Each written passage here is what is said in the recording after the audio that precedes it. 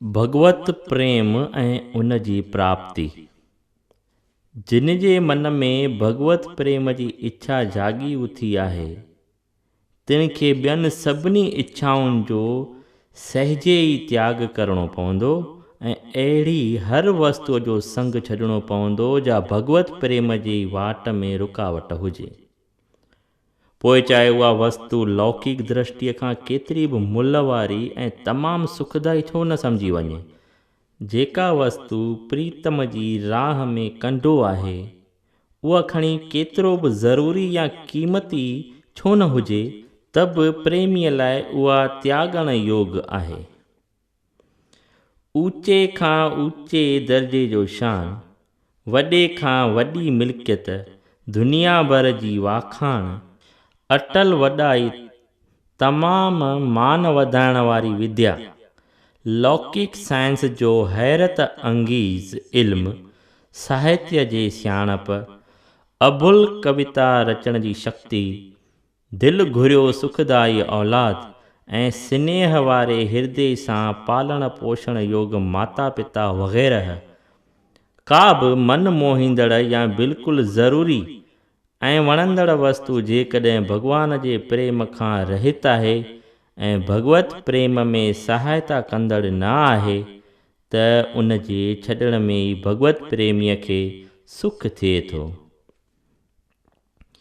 जेकॾहिं जगत जो कोई पदार्थ रहे त भगवत प्रेम खे वधाइण वारो ई करे रहे ऐं प्रभुअ जे पूॼण जी सामग्री थी करे रहे, न त उन जी का बि ज़रूरत न आहे। जेतिरो जल्द अहिड़े पदार्थ जो संग छुटे ओतिरो ई मंगल आहे। जेको देश, जगह, समाज, शख्स, मेलाप, विछोड़ो, वेस, ॿोली, साहित्य, विज्ञान, भोजन ख्वाह, वस्त्र भगवान जे प्रेम जो जाॻींदड़ आहे, भगवत प्रेम जो वधाईंदड़ आहे ऐं प्रभु प्रेम सां पूर्ण आहे।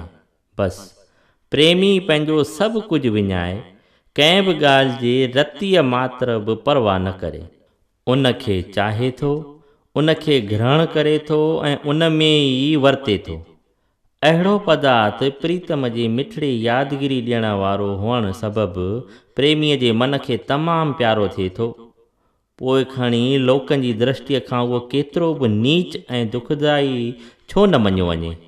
जंहिंजे हृदय में प्रभुअ लाइ प्रीत पैदा थी वई, जो हृदय निर्मल प्रीतीअ सबबि भगवान रूपी तेज सां तपी उथियो, उन में ॿी वस्तु रही नथी सघे, बल्कि समाइजी ई नथी सघे।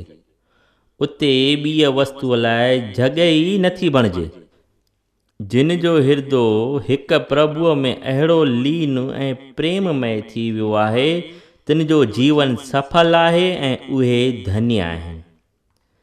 अहिड़े भगवत प्रेम जी प्राप्तिअ में भगवान जी अपार दया ऐं उन जी भलाई मुख्य उपाउ आहे। हूअं त भगवान जी दया सभिनी ते आहे। भगवान सभिनी जीवन जो हर वक़्तु भलो करे रहियो आहे, पर उन जी दया ऐं भलाईअ जो लाभ उहो ई भाग वारो मनुष्य वठे थो जो कंहिं वणंदड़ ख्वाह अणवणंदड़ हालत में हुन जी दया खे ॻोल्हे थो ऐं उन खे ॾिसण जी कोशिश करे थो। संदसि दया जो राज़ सम्झ में अची वञण ते का बि नामुवाफ़िक़ता नथी रहे। हर कंहिं हालत में ऐं हर कंहिं पदार्थ में प्रभु व्यापक ॼाणण सबबि सभु कुझु मुआफ़िक़ थी वञे थो।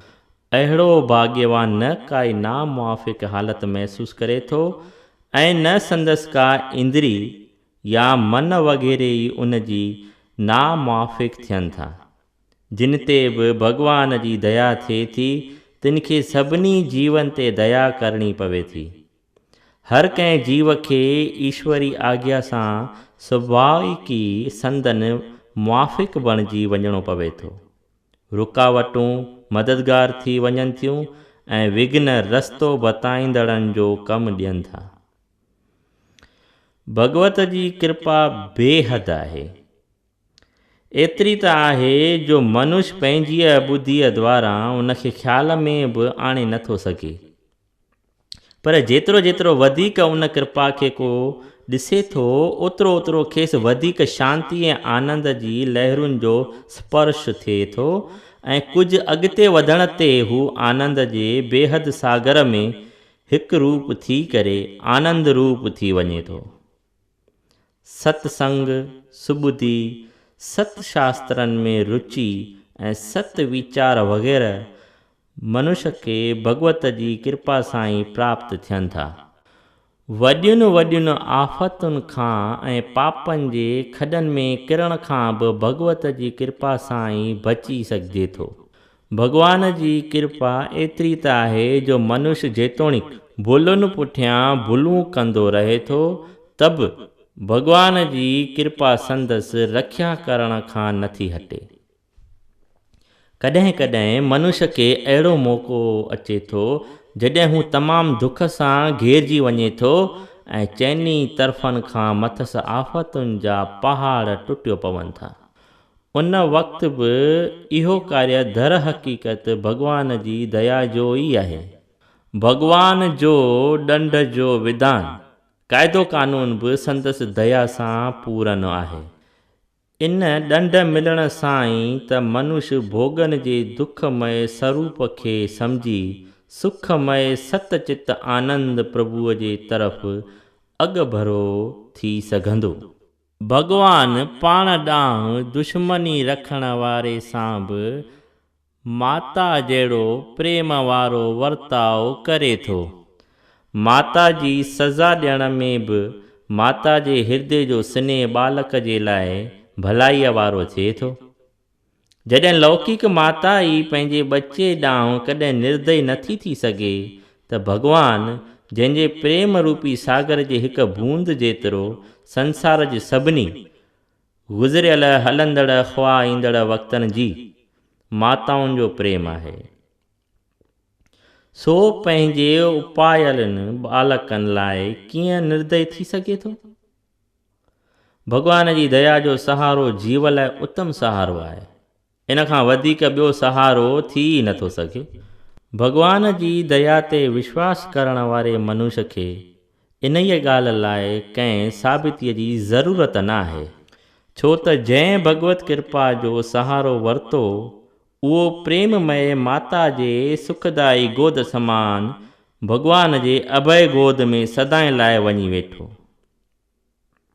पर विश्वास खां सवाइ ईअं नथो थी सघे। विश्वास रखण खां सवाइ मनुष्य भगवत कृपा जो सहारो नथो वठे। वरी भॻवान जी दया बिना मनुष्य जे मन मां संसारिक भोगन जो सहारो नथो छुटे ऐं जेसी भोगन जो आसरो आहे तेसी कंहिं बि नमूने सचे सुख ऐं सच्चीअ शांतीअ जी झलक थी नथी सघे। भोगन जे आसरे जी ॻाल्हि त परे रही, पर भोगन जी सूक्ष्म वासना बि हक़ीक़ी शांतीअ खे उभरण नथी ॾिए। वासना जे नास थियण जो सभ खां उत्तम उपाउ आहे मन खे भगवत प्रेम जे चाह सां टमटार करणु, ऐं ईअं करण लाइ पहिरियों उपाउ आहे भॻवान जी दया ते विश्वास करणु।